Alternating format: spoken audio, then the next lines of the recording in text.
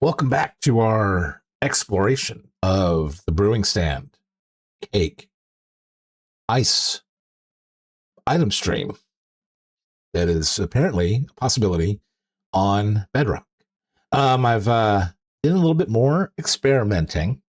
Yesterday, we mostly concentrated on the lime green section, which I have actually quadrupled and made sure that it worked in all four cardinal directions, where we are combining item streams. Say you've got your gold supply coming in from this direction from a gold farm. And then this over here is some processed stuff, such as gold nuggets from the smelted down gold swords and gold spears. And that's sending that across there. And we're crossing the streams. Don't cross the streams. No, cross the streams because it works just fine. They just go in, they combine up and go right in because of the directions that we have figured out in the previous episode. Well, what if when you have your primary stream going across and your secondary input is too far away or is too close to warrant setting this up? Because you can have the brew stand a lot closer to your other next brew stand, and it can mess things up, which I don't have an example of here, but we'll probably look into that at some point. But what you can do actually is this little design. You can put a little hopper in here going into a dropper and loads up the stream midstream. And I'll show you an example of this. So say this far end here, this is your gold farm input.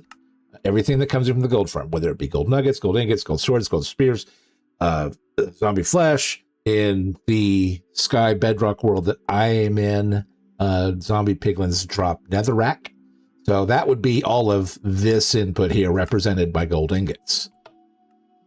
And it sends them down. It does not get messed up by the hopper and timing circuit that is above it. And then this second stream would be coming in from some item elevator from down below or a hopper chain from up above. And you can just put it in and it automatically goes into the stream without issue. And everything is combined together down here in your collection, which obviously the collection would be a lot more advanced than a simple two hoppers going into a double chest. And I, again, made 4 copies of this, rotated it in the 4 cardinal directions, and made sure it worked on each one of them. So we don't run into issues with that. And that's what I want to do with this series, is come up with designs, come up with builds that function in all 4 directions without issue. Because as we saw way over here with our normal launchers, which I went ahead and added the brewing stand back in, it's not necessary for the first step with the cake mechanic, but as we saw way over in our distance calculator, that initial ejection of the item into the item stream, it does benefit from having a brewing stand at the very beginning. With it going from this setup just allowing it to travel 7 blocks, putting a brewing stand in there allows the item to travel 8 blocks, which... No, instead of going 6 blocks, it can go 7 blocks to the next. The next brewing stand would be at the 8th block. So putting this in there does give the very first instance the same length of travel that an entire chain would do. Another thing I wanted to do was to look at where we did it can go to the left and go to the right depending on how you have your slabs placed, and build a circuit using sticky pistons that can do that. And that's what I've got here. And I did add a double item stream counter clock to this, to where these 2 droppers will output at the same time, so I don't have to keep flipping a switch back and forth. It is just a double, and I put a switch on there to turn it on and off. But as soon as I flip this switch on, well, actually off, it enables this clock to go, and that should be a negative, a subtract. and it will start outputting from our launchers, from our cake launchers, the way it needs to be. Now, I should be good with this. If not, I might need to extend all this. Let's test out our launcher and see how it does.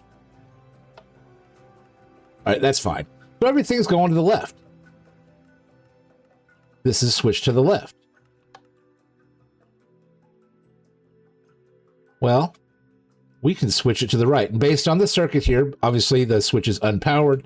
It's coming over to this torch, which is powered, which enables this circuit here to push down our sticky pistons, which these are technically grabbing these bottom slabs of the 3 that need to be in place.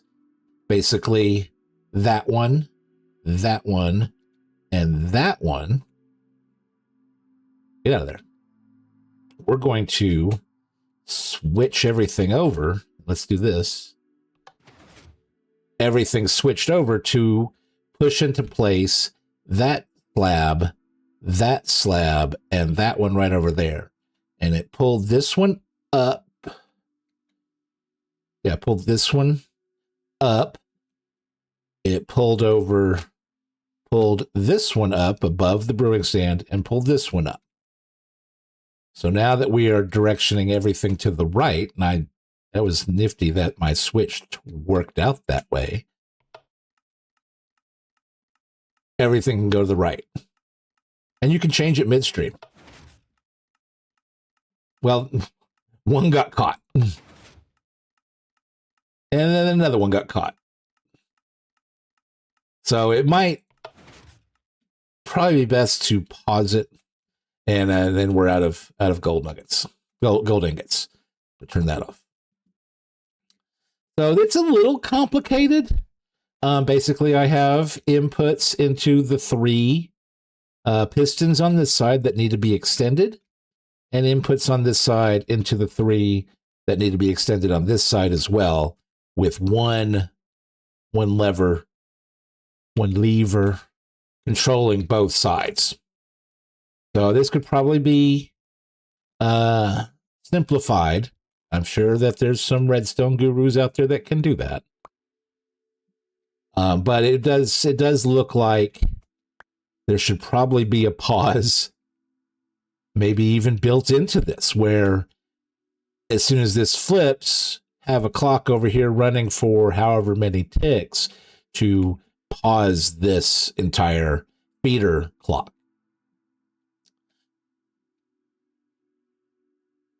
So, yeah, we're making improvements, seeing what can be done. We've got item stream crossing, item stream addition, which is not really, it's the same thing, just one is drawn out into 2 different item streams. The other one is injecting directly into with an additional hopper dropper.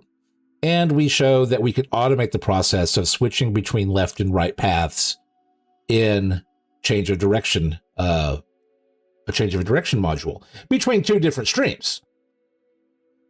So, and I'm sure that this same circuit could be built into where our item streams on the bottom slabs are on the outside, could also be done with our item streams on the inside. Obviously, I haven't done as much work with this. It still has the honey blocks. Oh, this has cake over here. Okay. Haven't touched much on this one. I mostly concentrated on building on this one because it was way over here on the far edge. So, yeah, more brewing stand madness, cakes and changing direction and swapping direction and item stream combination and injecting into an item stream. And launchers are getting more and more refined every single day. Yeah, tune in. I'm going to come up with something else to do with this episode or with the next episode and see what we can explore when it comes to these brewing stand cake ice mechanic. Ice cake brew. Ice brew cake. Ooh, ice brew cake. That's a little yummy. A little yummy. All right. if you've watched this long and you've seen my other episodes, please throw me a like. Definitely subscribe so you can come back and see where we go for next. I'm really excited, and I might look into that non-stackable item separation that can be done with a brewing stand. Apparently, that is something I need to pay a lot of attention to, and I want to try to replicate and see how to do it, and then show all of you guys, and hopefully explain it a little bit. You guys have a good day. Goodbye, everybody.